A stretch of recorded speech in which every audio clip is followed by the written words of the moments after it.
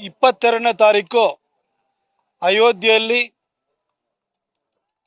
ರಾಮ ಮಂದಿರದಲ್ಲಿ ರಾಮಲಲ್ಲನ ವಿಗ್ರಹ ಪ್ರತಿಷ್ಠಾಪನೆ ಹಾಗೂ ಪ್ರಾಣ ಪ್ರತಿಷ್ಠೆ ಎರಡನ್ನೂ ಕೂಡ ನಮ್ಮ ಹೆಮ್ಮೆಯ ಪ್ರಧಾನಿ ನರೇಂದ್ರ ಮೋದಿಜಿಯವರ ಅಮೃತ ಹಸ್ತದಿಂದ ನೆರವೇರ್ತಾ ಇದೆ. ಈ ಸಂದರ್ಭದಲ್ಲಿ ಇಡೀ ದೇಶ ಉತ್ಸುಕರಾಗಿದ್ದಾರೆ. ಎಲ್ಲರಲ್ಲೂ ಕೂಡ ಒಂದು ಆಶಾ ಭಾವನೆ ಅನ್ನೋದು ಮೂಡಿದೆ. ಅದರಲ್ಲಿ ವಿಶೇಷವಾಗಿ ಇನ್ನೂ ಹೆಚ್ಚಿನ ಹೆಮ್ಮೆಯ ಸಂಗತಿ ಒಂದಿದೆ. ಅದು ರಾಮಲಲ್ಲನ ವಿಗ್ರಹ, ಅದಕ್ಕೆ ಬೇಕಾದಂತಹ ಕಲ್ಲು ನಮ್ಮ ಮೈಸೂರು ಚಾಮುಂಡೇಶ್ವರಿ ಕ್ಷೇತ್ರದ ಹಾರೋಹಳ್ಳಿ ಗುಜ್ಜೇಗೌಡನಪುರದ ದಲಿತ ಬಂಧು ರಾಮದಾಸ್ ಅವರಿಗೆ ಸೇರಿದಂತಹ ಜಮೀನಲ್ಲಿ ಸಿಕ್ಕಿದ್ದಾಗಿದೆ. ಕಲ್ಲು ನಮ್ಮದೇ.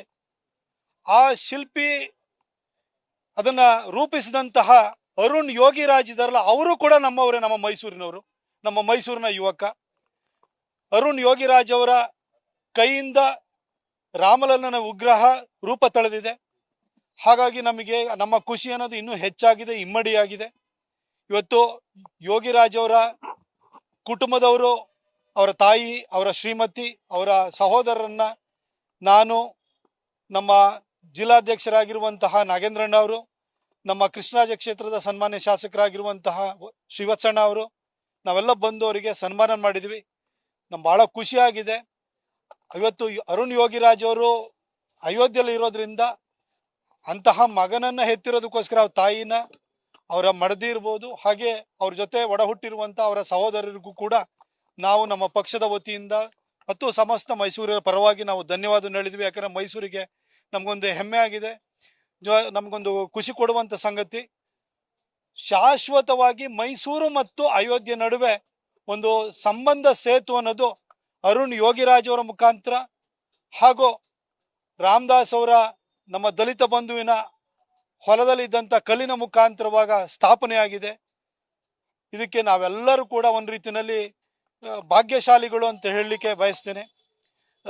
22ನೇ ತಾರೀಕು ನಮ್ಮ ಇಡೀ ಮೈಸೂರು ಜಿಲ್ಲೆಯಾದ್ಯಂತ, ಅದು ಸಣ್ಣ ಸಣ್ಣ ಗುಡಿಗಳಿರ್ಬೋದು, ಕಾಡಿನ ಮಧ್ಯದಲ್ಲಿರುವಂಥ ಒಂದು ಶಿವಲಿಂಗನೇ ಇರ್ಬೋದು, ಒಂದು ಹುತ್ತ ಇರ್ಬೋದು, ಎಲ್ಲೆಲ್ಲಿ ಪೂಜೆ ಪುನಸ್ಕಾರಗಳು ನಡೀತಾ ಇದೆ ಅಲ್ಲೆಲ್ಲ ಕಡೆನೂ ಕೂಡ ಅವತ್ತು ನಾವು ಪೂಜೆಯನ್ನು ನೆರವೇರಿಸಬೇಕು ಅಂತೇಳಿ ತೀರ್ಮಾನ ಮಾಡಿದ್ವಿ. ನಾನು ಎಲ್ಲ ಸಾರ್ವಜನಿಕರಿಗೂ ಕೂಡ ಕರೆ ಕೊಡ್ತೀನಿ, ದಯವಿಟ್ಟು ಅವತ್ತು ಎಲ್ಲ ದೇವಸ್ಥಾನಗಳಲ್ಲೂ ಕೂಡ, ಸಣ್ಣ ಸಣ್ಣ ಗುಡಿಗಳಲ್ಲೂ ಕೂಡ ಪೂಜೆ ಪುನಸ್ಕಾರಗಳು ನಡಿಬೇಕು.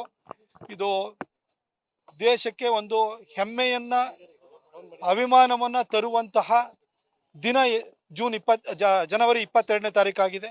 ಅದಕ್ಕೆ ನಾವೆಲ್ಲರೂ ಕೂಡ ಭಾಗಿಯಾಗಿ ನಾವು ಅದನ್ನು ಆಚರಣೆ ಮಾಡೋಣ ಅಂತ ಕೇಳ್ಕೊಳ್ತೀವಿ.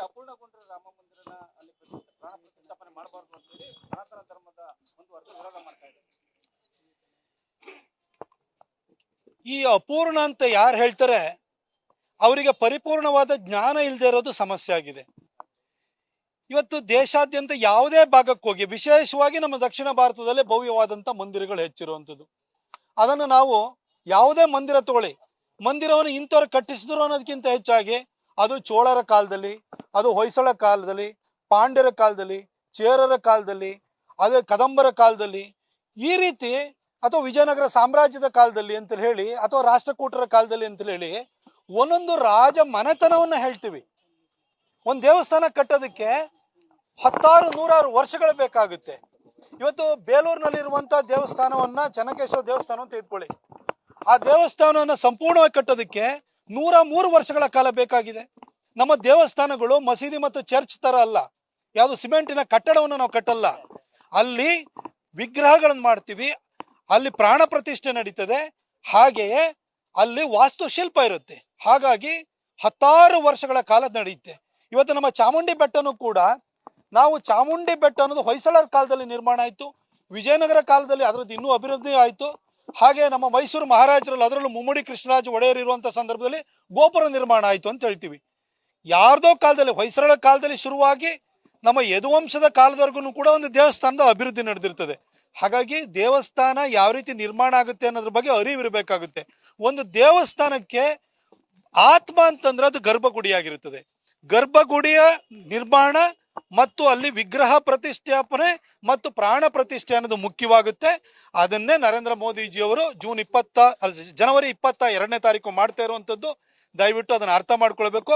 ವಿವೇಚನೆ ಇಲ್ಲದೆ ಅರ್ಥವನ್ನು ಮಾಡ್ಕೊಳ್ಳದಲೆ ಅಸಂಬದ್ಧವಾದಂಥ ಹೇಳಿಕೆ ಕೊಡುವಂಥದ್ದನ್ನು ಬಿಡಬೇಕು ಅಂತ ನಾನು ಕೇಳ್ಕೊಳ್ತೀನಿ.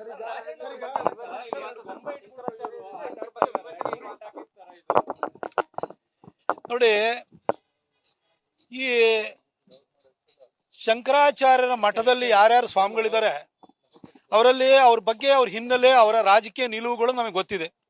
2014ರಲ್ಲಿ ವಾರಣಾಸಿನಲ್ಲಿ ಮೋದಿ ಅವರ ವಿರುದ್ಧ ಚುನಾವಣೆ ನಿಲ್ತೀವಿ ಅಂತ ಹೋದಂಥವ್ರು ಇದ್ದಾರೆ ಅದರಲ್ಲಿ.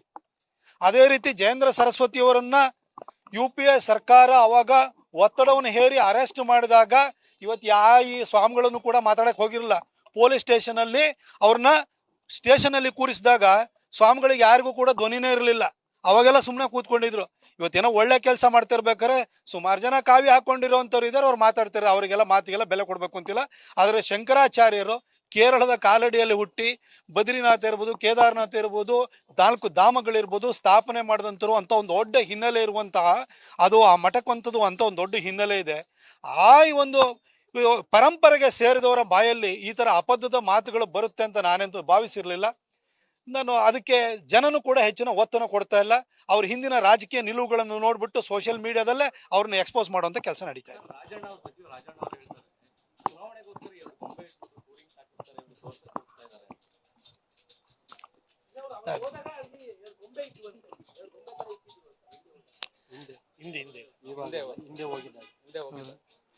ನಾನು ರಾಜಣ್ಣ ಅವರು ಬಹುಶಃ ನನಗೆ ವಾಲ್ಮೀಕಿ ಸಮಾಜಕ್ಕೆ ಸೇರಿದವರು ಅಂತ ಭಾವಿಸ್ತೀನಿ. ವಾಲ್ಮೀಕಿ ಏನನ್ನು ಬರೆದ್ರು, ಎಂಥ ಒಂದು ಹಿನ್ನೆಲೆ ಇದೆ, ಅವರು ಒಬ್ರು ಆ ಸಮುದಾಯಕ್ಕೆ ಸೇರಿದವರಾಗಿ ರಾಮನ ಬಗ್ಗೆ ಒಂದು ಅಪಾರವಾದಂಥ ಗೌರವ ಭಾವನೆಯನ್ನು ಎದೆಗೂಡಲ್ಲಿ ಇಟ್ಕೊಂಡಿರ್ತಾರೆ ಅಂತ ಭಾವಿಸಿದ್ದೆ. ಆದರೆ ಅವರಿಗೆ ಈ ಸಿದ್ದರಾಮಯ್ಯನವ್ರನ್ನ ಓಲೈಸಿ, ಟಿಪ್ಪು ಜಯಂತಿನ ಮಾಡಿದಂಥ ಸಿದ್ದರಾಮಯ್ಯನವ್ರನ್ನ ಓಲೈಸಿ ಇನ್ನು ಉಪಮುಖ್ಯಮಂತ್ರಿ ಸ್ಥಾನವನ್ನು ಪಡ್ಕೋಬೇಕು ಅಂತ ಆಸೆಯಿಂದಾಗಿ ಈ ಥರ ಅಪದ್ಧದ ಮಾತುಗಳನ್ನ ಆಡುತ್ತಾ ಇದ್ದಾರೆ. ಅಂಥವರಿಗೆ ಜನನೇ ಉತ್ತರ ಕೊಡ್ತಾರೆ ಮುಂದಿನ ದಿನದಲ್ಲಿ. ರಾಮನಗರದಲ್ಲಿ 20 ಎಕರೆ ಜಮೀನಲ್ಲಿ ರಾಮ ಮಂದಿರ ನಿರ್ಮಾಣ ಮಾಡಕ್ಕೆ ಮುಂದಾಗಿದೆ ರಾಮನಗರದಲ್ಲಿ 20 ಎಕರೆ ಜಮೀನಿನಲ್ಲಿ ರಾಮ ಮಂದಿರ ನಿರ್ಮಾಣ ಮಾಡೋದಕ್ಕೆ ಸಿದ್ಧತೆ ನಡೆಸಿದೆ ಅಂತ. ಇದ್ರ ಬಗ್ಗೆ ನಿಮ್ಮ ನನಗೇನು ಐಡಿಯಾ ಇಲ್ಲ ಅದ್ರ ಬಗ್ಗೆ. ರಾಮ ಒಂದೇ ಅಲ್ವಾ? ನನಗೆ ಐಡಿಯಾ ಇಲ್ಲ ಅಂತಂದ್ರೆ ರಾಮ ಒಂದೇ ಅಲ್ಲ ಅಂದ್ರೆ ಏನು ಅಸಂಬದ್ಧವಾದ ಪ್ರಶ್ನೆ ಕೇಳ್ತೀರಿ ಜರ್ನಲಿಸ್ಟ್ ನೀವು? ಅಲ್ಲ ಅದ್ರ ಬಗ್ಗೆ ಐಡಿಯಾ ಇಲ್ಲ ಅಂತಂದ್ರೆ ನೀವೇನು ಅಣ್ಣ ಸುಮ್ಮನೆ ನೀನು ಒಂದು ಪತ್ರಕರ್ತ, ಫಸ್ಟ್ ಹೋಗಿ ಸ್ವಲ್ಪ ಡಿಗ್ರಿ ತಗೊಂಬ ಸರಿಯಾಗಿ. ಸುಮ್ಮನೆ ಹೋಗಿ ನೀ ಯಾವ್ದಿಲ್ಲ ಸರ್ಟಿಫಿಕೇಶನ್ ಕೋರ್ಸ್ ಮಾಡಿದ್ಯೇನೋ ನಂಗೆ ಗೊತ್ತಿಲ್ಲ. ಭರತ್ ಬಗ್ಗೆ ಮಾತಾಡದೇ ಇರೋಂತ ಬಿಜೆಪಿ ನಾಯಕರು ರಾಮನ್ ಬಗ್ಗೆ ಜಾಸ್ತಿ ಫೋಕಸ್ ಮಾಡ್ತಾ ಇದ್ದಾರೆ ಅನ್ನೋದು ಕಾಂಗ್ರೆಸ್ ಹೇಳಿಕೆ. ಎಲ್ಲ 22ನೇ ತಾರೀಕು ಎಲ್ಲ ಪತ್ರಕರ್ತರು ಕೂಡ ನೀವು ಕೂಡ ಈ ಒಂದು ರಾಮ ಜನ್ಮಭೂಮಿಗೆ ಸಂಬಂಧಪಟ್ಟ ಹಾಗೆ ಒಳ್ಳೊಳ್ಳೆ ಸುದ್ದಿಗಳನ್ನು ಬಿತ್ತರಿಸಿ ಸ್ಥಳ ಒಂದ್ ನಿಮಿಷ ಕೇಳಿಸ್ಕೊಳಪ್ಪ ಅಣ್ಣ ಒಂದ್ ನಿಮಿಷ ಕೇಳಿಸ್ಕೊಳ್ಳಿ. ಈ ಒಂದು ರಾಮ ಜನ್ಮಭೂಮಿ ಅಭಿಯಾನ ಇರ್ಬೋದು, ಈಗ ವಿಗ್ರಹ ಪ್ರತಿಷ್ಠಾಪನೆ ಮತ್ತು ಪ್ರಾಣ ಪ್ರತಿಷ್ಠೆಯ ವಿಚಾರ ಇರ್ಬೋದು, ಇದಿಷ್ಟಲ್ಲೂ ಕೂಡ ಮಾಧ್ಯಮಗಳು ರಾಮನ ಸಂದೇಶವನ್ನ ಅಲ್ಲಿ ನಡೀತಿರುವಂಥ ಒಳ್ಳೆ ಬೆಳವಣಿಗೆಗಳನ್ನ ಎಳೆ ಆಗಿ ಜನರ ಮುಂದಿಟ್ಟು ತುಂಬಾ ಒಳ್ಳೆಯ ಕೆಲಸವನ್ನು ಮಾಡಿದ್ರೆ ನಾನು ಮಾಧ್ಯಮ ಮಿತ್ರರಿಗೂ ಕೂಡ ಧನ್ಯವಾದವನ್ನು ಹೇಳ್ತೀನಿ. Thank you. ನ್ಯೂಸ್ ಫಸ್ಟ್ ನಿರ್ಭೀತಿಯಿಂದ ನಿಮ್ಮ ಪರವಾಗಿ.